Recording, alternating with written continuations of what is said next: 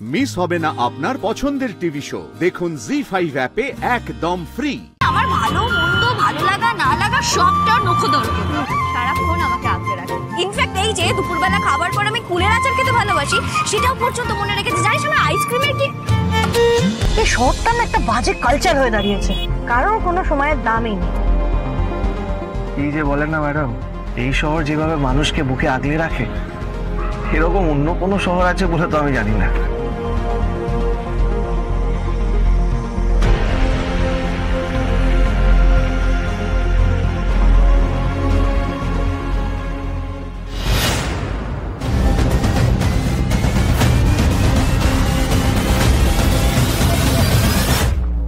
Shri,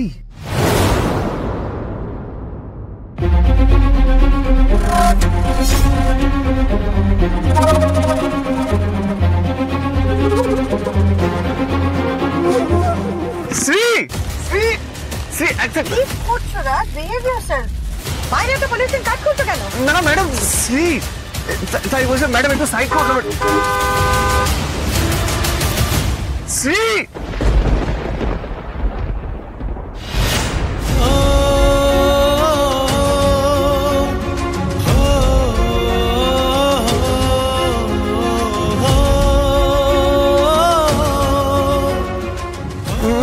madam Shri ছিল, একবার একটু জানলাটা খুলুন বা একটু সাইড করুন না madam. What are you doing রাজ?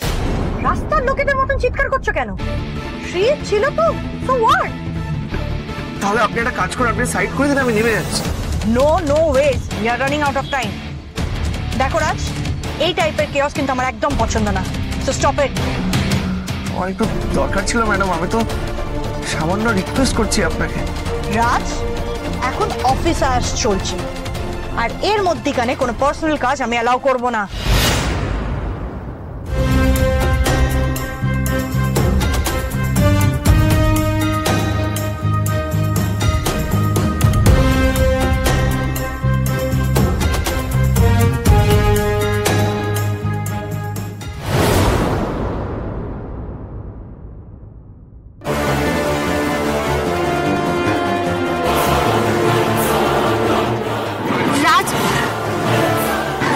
দেখলাম মনে হলো না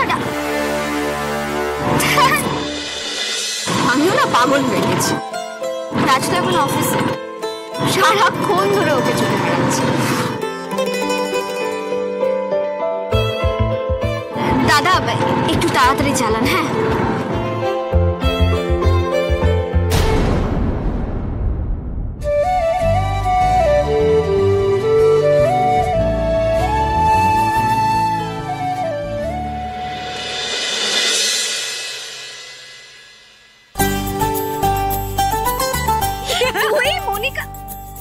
তুই যে আমাকে কাল বললি আজ নাকি সারাদিন তুই ভালো করে ঘুমোবি, তোর ঘুম হয়নি।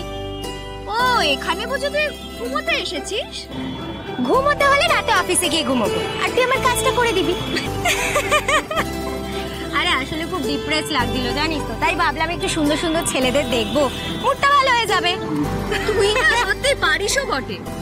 সায়ন জানে ছেলে দেখতে এসছি, সায়নের নাম করছিস কেন রে? সবাই কি তোর মতো না? পর ছাড়া কিছুই বুঝি না। বাই দ্য ওয়ে, তুই এখানে কি করতে এসেছিস? আমি এসেছিলাম এটা কিনতে। কি কিনেছিস? নিজের জন্য ড্রেস নতুন? দেখি দেখি। আরে না রে, এর মধ্যে না রাজের জন্য একটা স্যুট কিনেছি, সেটা আছে। আসলে নতুন বছর তো ভাবলাম ওকে কিছু গিফট করি। আর তাছাড়া এখনো কর্পোরেট সেক্টরে চাকরি করছে, এটা ওর কাজেও লাগবে।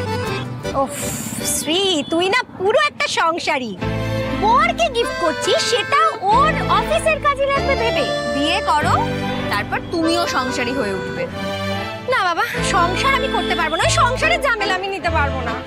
শোন, সংসারে যেমন ঝামেলা আছে তেমন শান্তিও আছে, যেমন ঝগড়াঝাটি আছে তেমন মিলও আছে।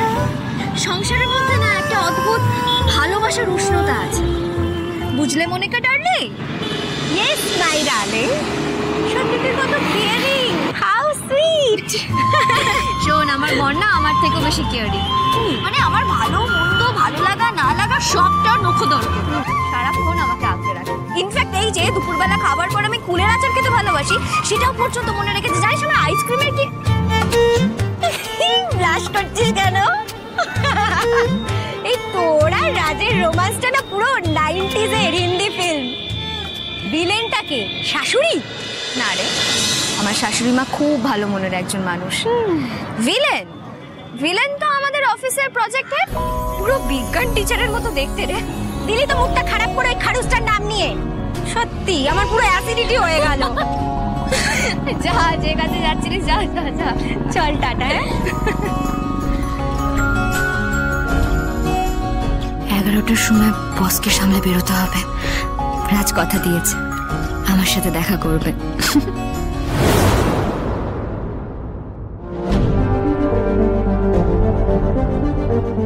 স্যুট তো কেনা হলো ম্যাডাম, যা যা বলেছিলেন সবই হয়ে গেছে।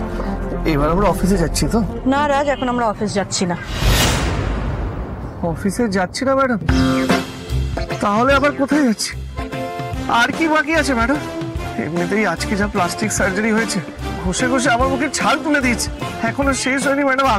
আমি আর পারছি না ম্যাডাম, আর না না ঠিক আছে ম্যাডাম, সরি।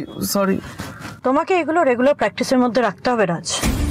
আফটার অল তুমি আমার প্রজেক্ট ম্যানেজার, আর তোমাকে সেইভাবে গ্রুম করতে হবে। ভেবে নাও আজকের থেকে সেটা শুরু হলো। বুঝলাম ম্যাডাম, তো এখন আমরা কোথায় যাচ্ছি? তোমার ভয় নেই রাজ, এখন আমরা আমার বাড়ি যাচ্ছি। ওখানে গিয়ে তুমি শাওয়ার নিয়ে ফ্রেশন আপ হয়ে রেডি হবে, আর আমাকেও তো রেডি হতে হবে পার্টির জন্য। তারপরে দুজনে একসাথে ওখান থেকেই পার্টিতে যাব। আপনার বাড়িতে শাওয়ার? না বুঝলাম ম্যাডাম, খামোখা আপনার বাড়িতে চান করতে আমি যাবো। ঠিক আছে, শাওয়ার নিতে হবে না, বাট রেডিটা তো তোমাকে ওখানেই হতে হবে। না না ম্যাডাম, বুঝলাম না, আমি আপনার বাড়িতে গিয়ে কি আর করবো? আমি অফিসের বাথরুমে রেডি হয়ে যাবো। প্লিজ রাজ, সানশাইনের অফিসটা কোনো পাবলিক টয়লেট নয়, আর তুমি এখন কোনো গ্যারাজের মেকানিক নয়। তুমি আমার কোম্পানির একটা প্রজেক্ট হেড করছো, আর আমার অফিসের একটা ডেকোরেম আছে, সেটা তোমাকে মেনটেন করতে হবে। বুঝলাম ম্যাডাম, তাহলে আমি আমার বাড়িতে গিয়ে ড্রেস চেঞ্জ করে চলে আসি। আপনি আমাকে একটু ড্রপ করে দেবেন? Are you serious? তোমার বাড়ি এক্সট্রিম নর্থে, এখন আমাদের হাতে অত সময় নেই ওয়েস্ট করার মতন। তুমি বাড়ি যাবে, রেডি হয়ে আবার পার্টিতে আসবে। লিসেন রাজ, বিপাশা চৌধুরী কোনোদিনও লেট করে না, আর আমার টিমে থেকে তুমিও লেট করতে পারবে না। সো আমার সাথে তর্ক করা বন্ধ করো, চুপচাপ আমার বাড়ি চলো, যেটা বলছি সেটা শোনো। ওকে? এই ম্যাডামের সমস্ত অহেতুক আবদার আমি সহ্য করছি একমাত্র তোমার জন্য, যাতে তোমার মাথার উপর থেকে সংসারের দায়িত্বটা ভাগ করে নিতে পারি। না হলে এনাকে বুঝিয়ে দিতাম রাজ কারোর কথায় চলার। জি5 ডাউনলোড করুন আর সব এপিসোড দেখুন একদম ফ্রি।